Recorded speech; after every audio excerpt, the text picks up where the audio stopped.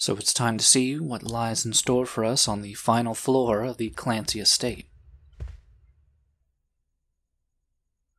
And as one might expect of any house or building, the topmost floor is always going to be the roof.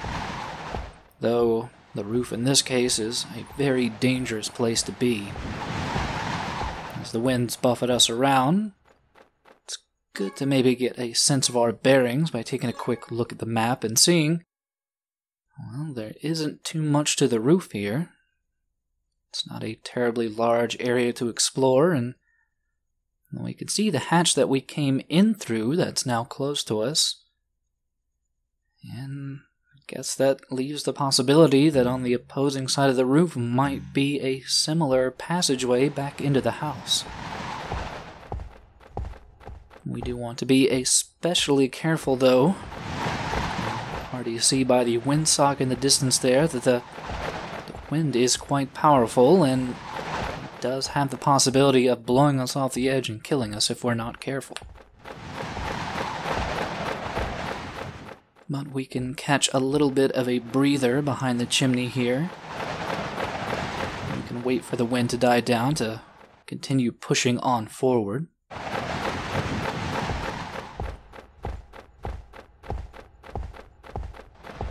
all that's left is to find another hatchway.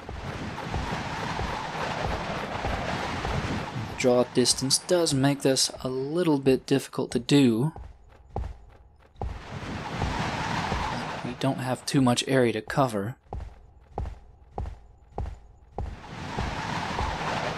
As you might expect, they end up putting the hatch in a fairly dangerous location. You really have to push against the wind to make sure you're not careened off the edge. But we can now safely make our way back inside.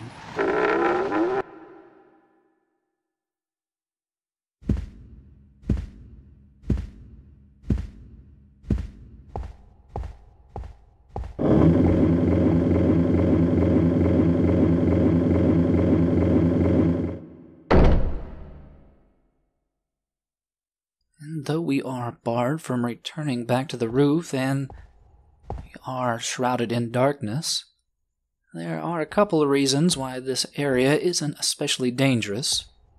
The first being that there is a distribution board already available to us. And believe it or not, this one already comes with a key in place, which is why I didn't manage to bring one with me. The other main reason why this area isn't especially dangerous is that, well, a little bit of a spoiler, but we aren't going to run into any more dangerous spirits for the rest of our journey in the house. That isn't to say that there won't be more danger lying in wait, but for the rest of our journey through the Clancy mansion itself, we'll be relatively safe. For now, though, we have a few doors to explore, so let's get started with that.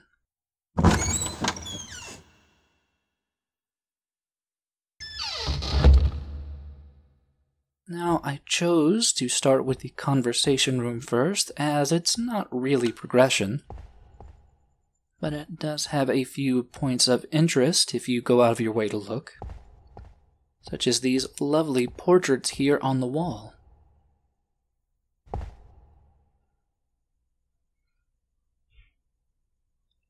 Now, what each of these pictures on the walls illustrates is different points in the Clancy family's timeline, I suppose.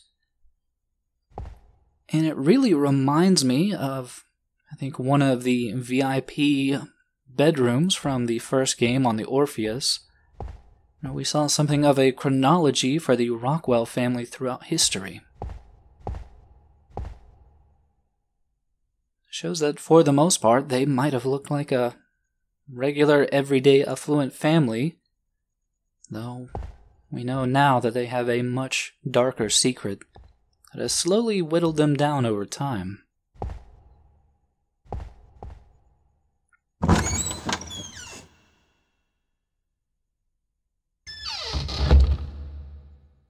But through this more ornate door here is something more interesting.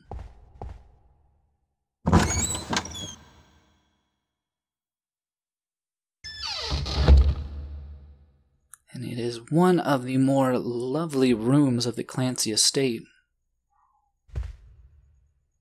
A lovely faux constellation accenting the ceiling. Innumerable stars burning away inside the star chart archive. And even after we turn on the lights, it just makes all the stars in here even brighter. But outside of all the stars in the sky, we do have a number of bookshelves here, though I am sad to say that none of them really contain any reading material. Instead, all of them seem to be missing at least one slot for an available book. It's definitely curious, along with a very out-of-place looking picture of a Cyclops. Now you can already tell from the description that it is a switch.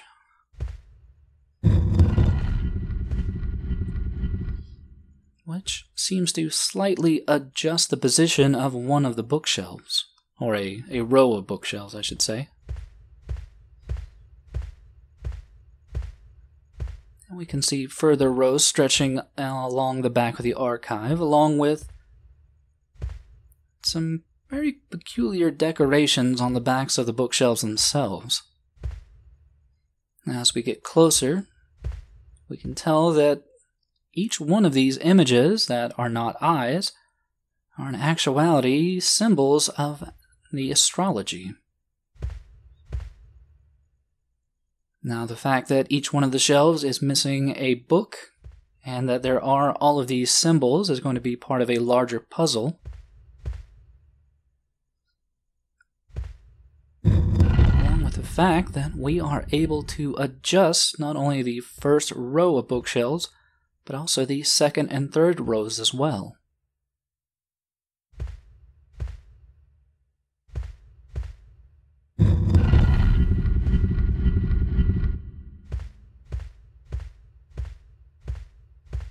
And in the very far back of the archive, we find another lonely Cyclops picture, along with the final row of bookshelves. It seems, though, that this Cyclops picture is missing something. Yeah, its eye is gone from the painting, which means the switch is not currently operable, and that's going to be our end goal in figuring out the puzzle for this room. And to get all that started, we want to go ahead and make our way back to the front of this very large archive. Though I do want to rearrange the shelves a little bit first.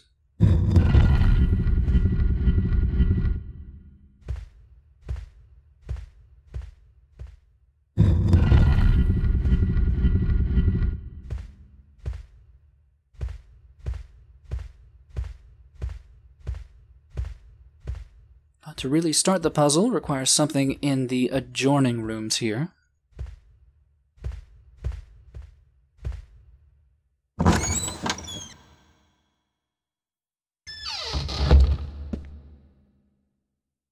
Where we have another initially sourceless sound.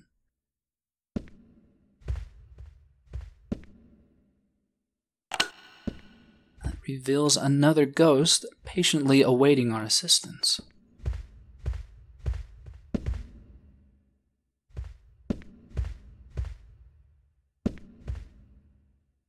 おお、アルバート、これを見てごらん。お前のアルバムだ。さすがは私の息子。なかなか男前に映っておる。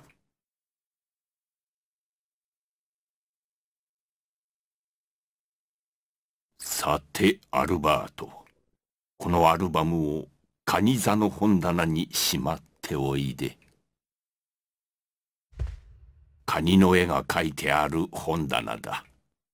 お前ももう5つ。それぐらいわかるだろ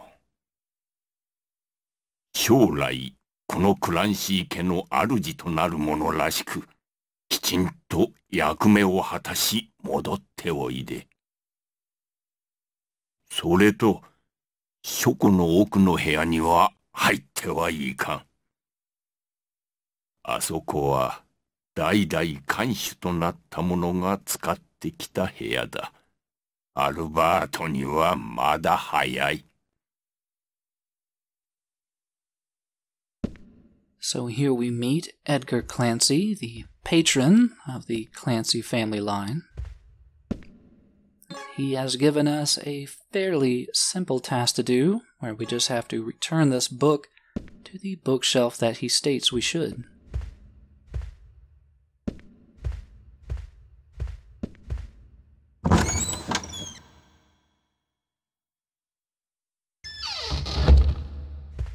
And it's not terribly difficult to figure out which bookshelf we need to go to.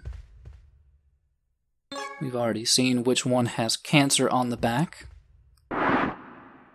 Though, you aren't really given any indication that you've done something correct until you return back to Edgar.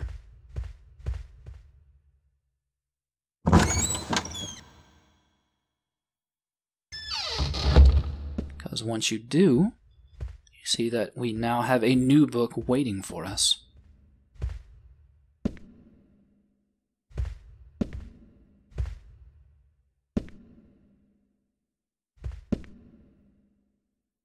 Alberto, 確かお前は今日の誕生日で12歳になるのだったな。そろそろクランシー家の跡継ぎとして学ぶべきことを知る必要がある。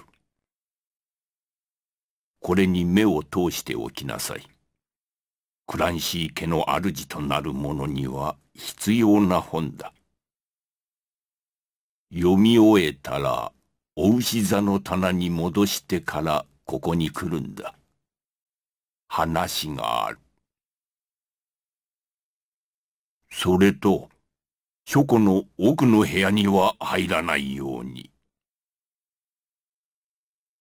あそこは看守となった者だけが入れる部屋だ。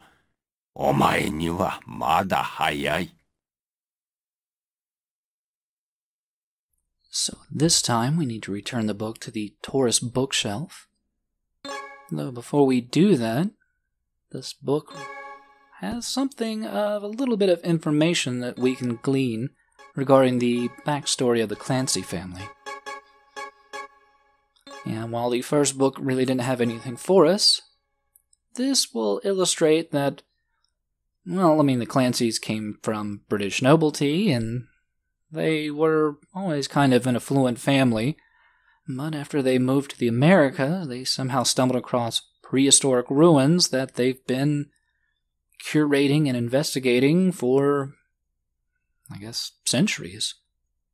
The problem is that it seems that the Clancy men have something of an ill temperament, and this ill temperament has really stopped them from ever bringing their investigations into the ruins to real fruition. At least until Albert, I'd say. It really goes to show that while there are some parallels between the Rockwells and Clancys, I don't get the impression that the Clancys are supposed to be passed off as, I guess, as violently and despicable as the Rockwells were, who started their affluent history bathed in blood.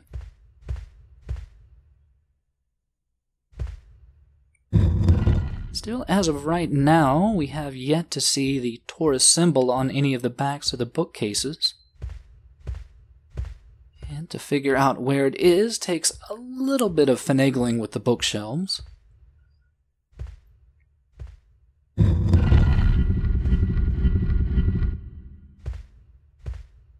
And it helps if you have a little bit of astrological knowledge.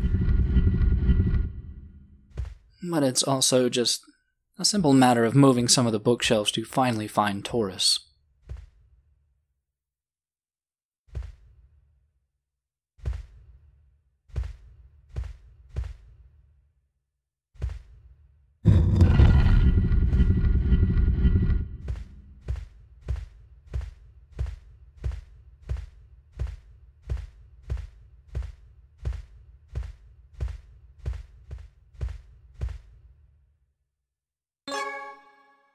So with that, we are a second book down, with one more book to go before we can finally be given access to this mysterious room that Edgar keeps mentioning.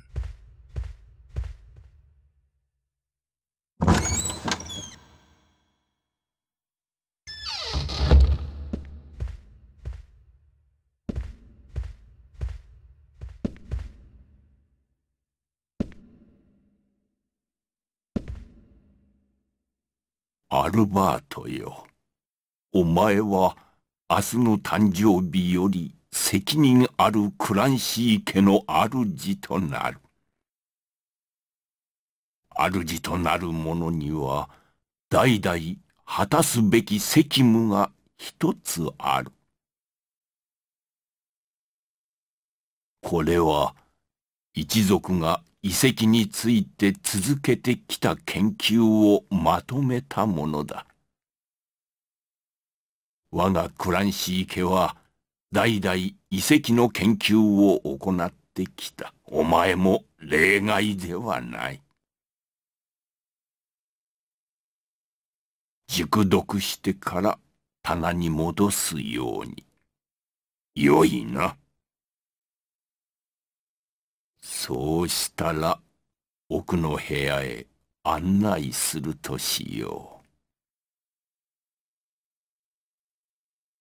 う。And with the final book, we have reached really our first hurdle with this puzzle.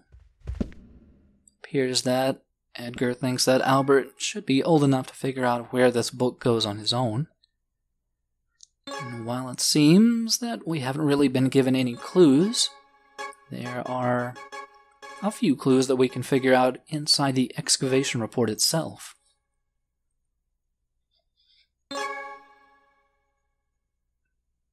Now, for the most part, it seems that all they've really been able to figure out through their years and years of study is that whatever ancient civilization initially built the ruins that they found here were mostly focused around the moon, namely the state that the moon gets into when it becomes crimson-stained. Now, they don't really reveal why this crimson-stained moon is such a centralized figure in this prehistoric civilization's backstory, but it's pretty much the main clue we're going to have to figure out where to place the book, in the fact that this crimson moon is called the Scorpio Antares. That's pretty much our only clue as to the fact that we need to put this book onto the Scorpio bookshelf. And while we haven't already seen the Scorpio image on any of the bookshelves, nor will we ever, on that final page it did illustrate the order that the astrological symbols go in. So we know now where to put the book, and we are given, I guess, a basis to figure out, or a key, to figure out where the Scorpio bookshelf should end up being. Now, the first thing to keep in mind is the fact that, well, the first bookshelf on every row always has the symbol of an eye. So that means everything is going to be off by 1, and that there are about 3 astrological symbols per row, which means, by sheer deduction, that the Scorpio bookshelf should be right here.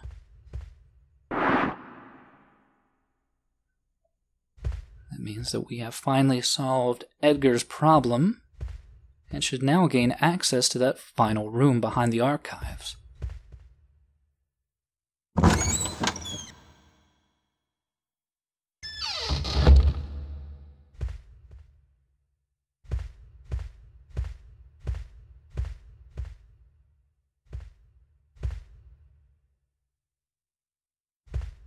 どうやら長い夢を見ていたらしい。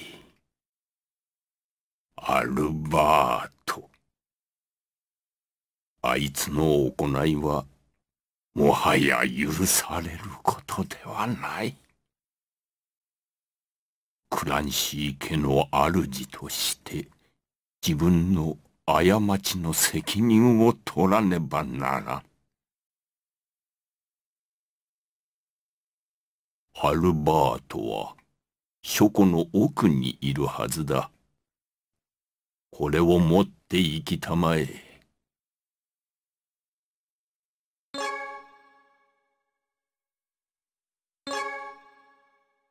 私は先代として最後の責任を果たさねばならん。この館の者たちがみんな行ってしまうまでここにいるつもりだ。So with our new key in hand, we'll leave Edgar to his ancestral duties, because apparently Albert is waiting for us in that mysterious room.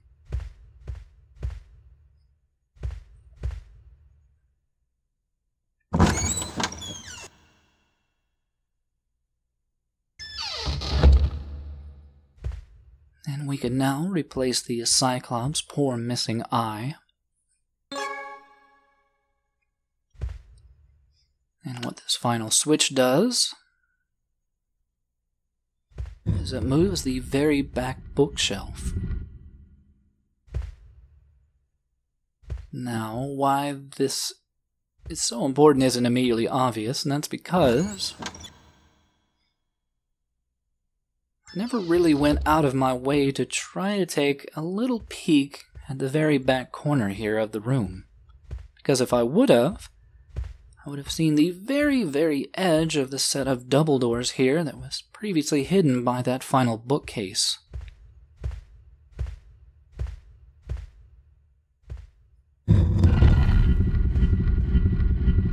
But we've left Albert waiting for long enough. It's time we go meet him.「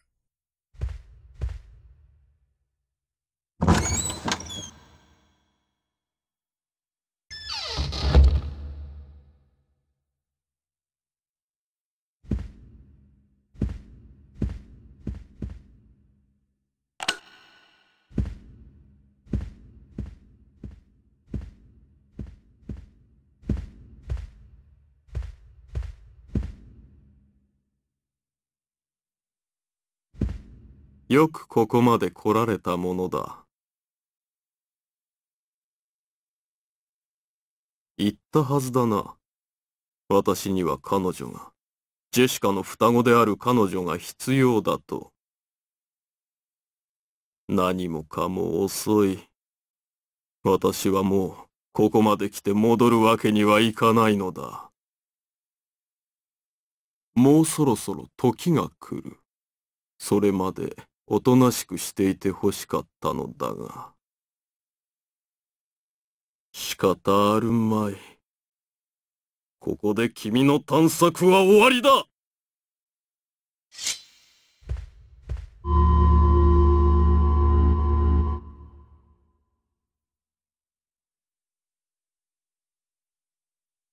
くそ、あの女め。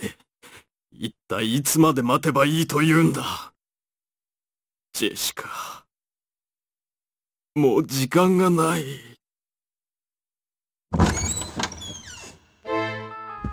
ずいぶんとご機嫌斜めね。せっかくの月夜が台無しよ。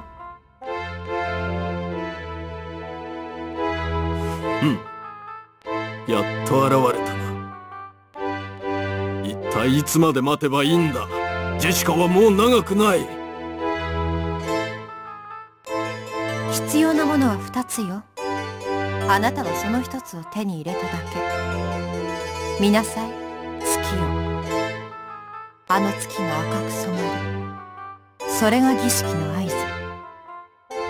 その時こそ双子の姉であるクリスティーナの命を石に注ぎなさい。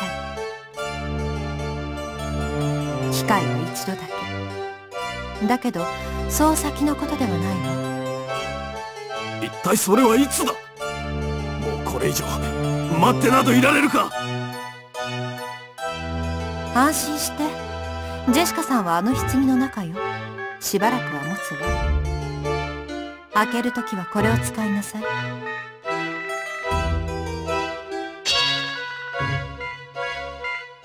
これからは毎晩夜空を見上げることね。チャンスは一度だけ。逃したら終わりよ。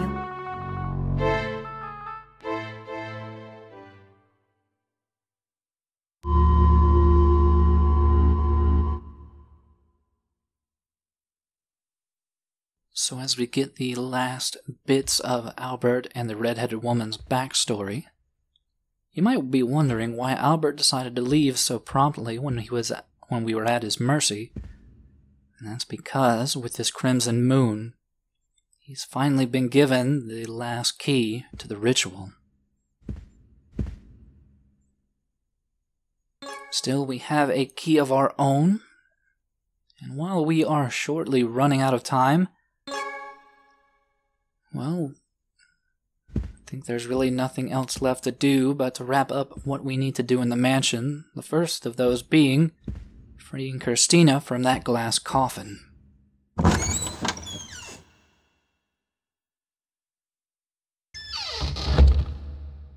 Now the problem is, currently we are still in very unfamiliar territory. There's no way to get back across to the other side of the mansion via the roof, and for right now it seems like we are a little bit lost and a little bit trapped. But in reality, we are pretty close to where we started the game.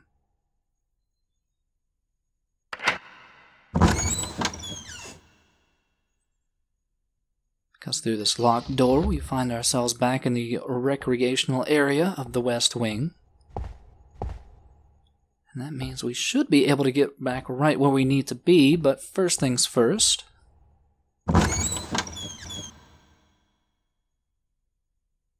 We have a few side quests to go ahead and finish up.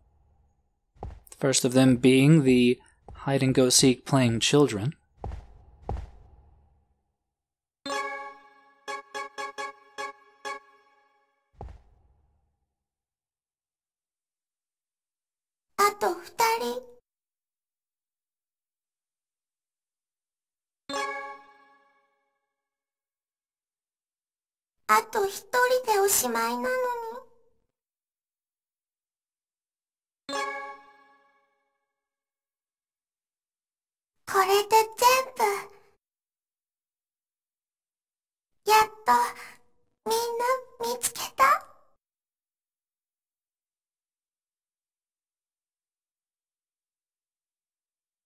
And that's a very well thought out ending to a very difficult side quest. And our next journey is going to take us back to the main entrance hall.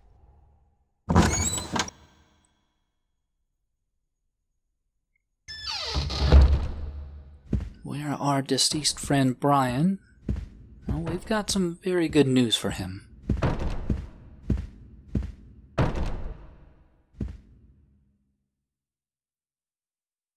Mo, いない? そうか。もうあいつらはいないのか。助かった。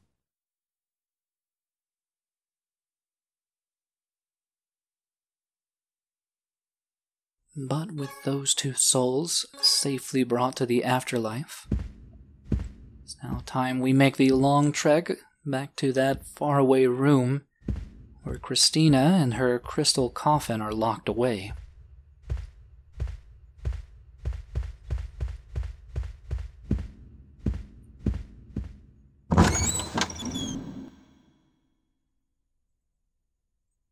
We can only hope by this point that Christina is going to be well enough to survive outside of her crystal prison.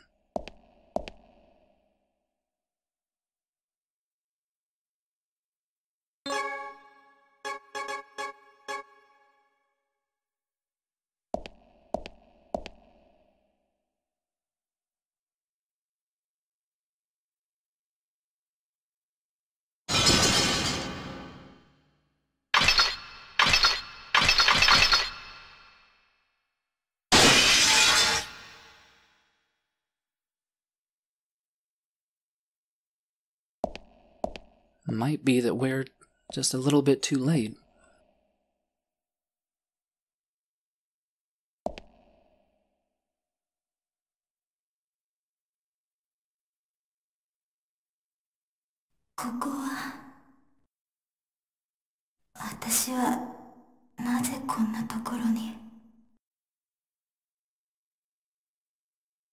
そうだわ。赤い髪の女の人が私をいけない。あの人は人を殺して私のために。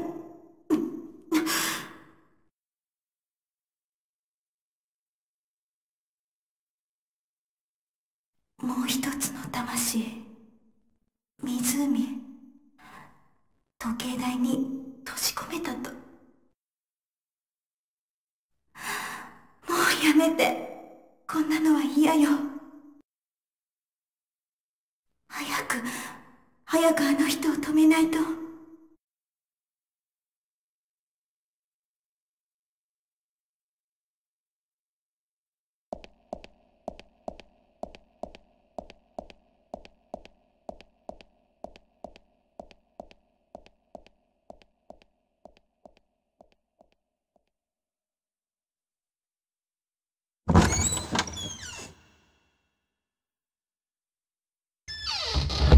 And with that bit of information, we figure out our final location of the game. A clock tower, seemingly located in the central area of the lake.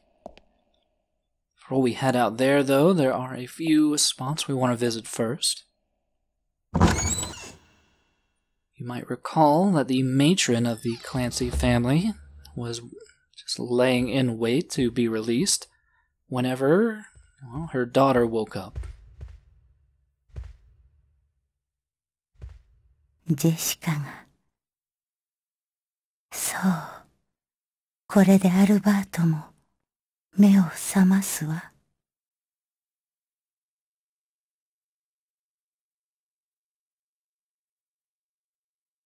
And with that, we have gotten all of the astral pieces inside the mansion, which means we could head back to Edgar, but he still would not be willing to join us because there's still one more soul that is pretty easily forgotten.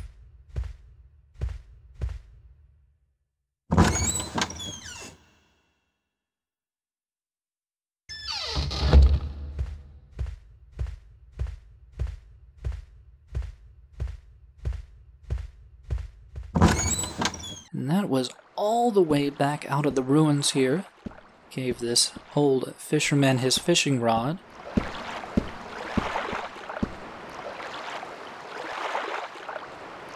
Ore, mite mi. Omonoじゃぞ。あの男の驚く顔が目に浮かぶわ。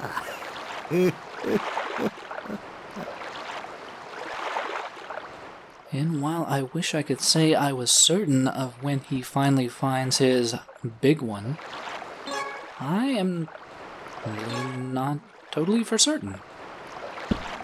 Just seems that at some point of time in the game you can come back out there, but it finally means we can get our final astral piece of the game.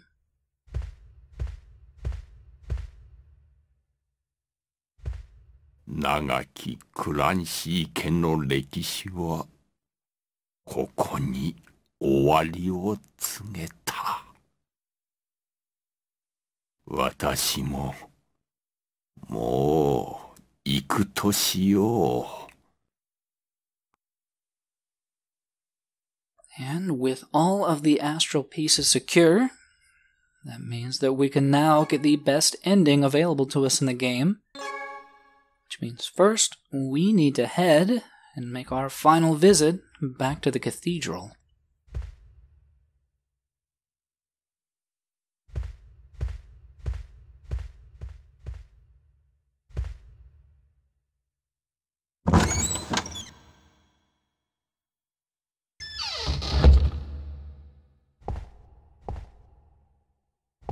Now, it has been some time since we visited this place of worship, and it's honestly good to know now what all this moon symbolism has a deeper meaning of.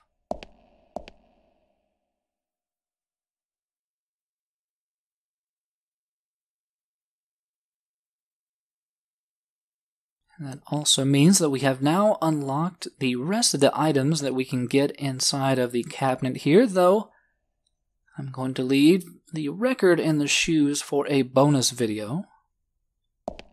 And as far as I can tell, that double helix up there isn't really an item that we can get. As far as I can tell, I might be wrong.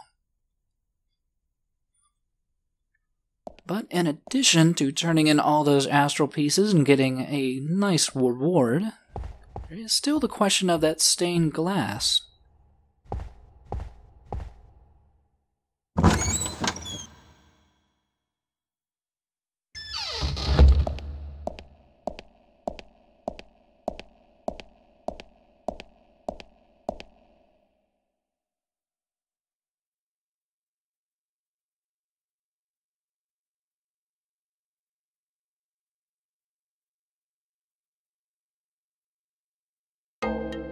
And rather unexpectedly, our reward behind the stained glass is a mysterious location and a somewhat familiar figure from the first game.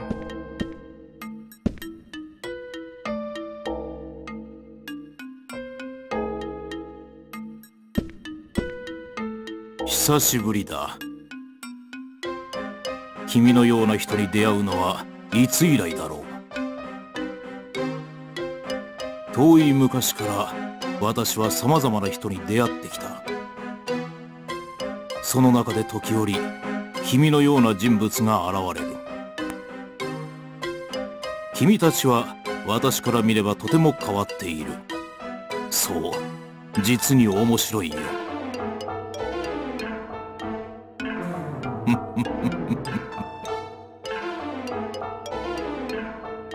君には時間がないはずだ。一つだけいいことを教えよう。この後、君は一つの大きな選択を迫られる。おそらく彼女はそうするはずだ。その選択が君の運命を決める。考える必要はない。ただ信じる道を選びたまえ。君と君の恋人のために。さて、君がどういう運命を選ぶのか楽しみにしているよ。また会おう。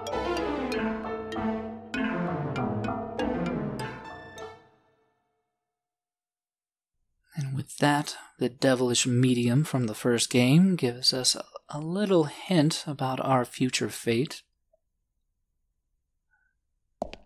Along with that, we are given a very familiar book from the first game that has a little bit of a different story this time around.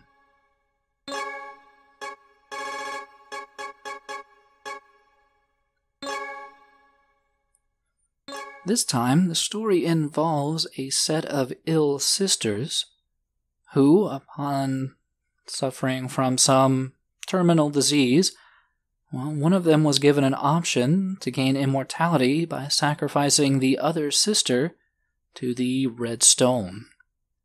Upon hearing this, though, the sister was not willing to do so, and instead, in the end, ended up giving up her own life to the red stone to save her sister. And what happened to that other sister who gained immortality? Well, I get the feeling that that is the red-headed sister, or the red-headed woman that has been pushing and prodding Albert and ourselves for the entire game.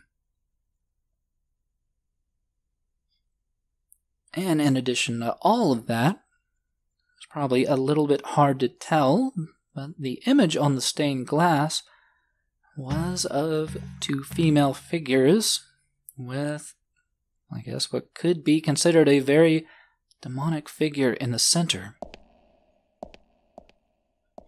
Really seems like the entire story is finally coming together.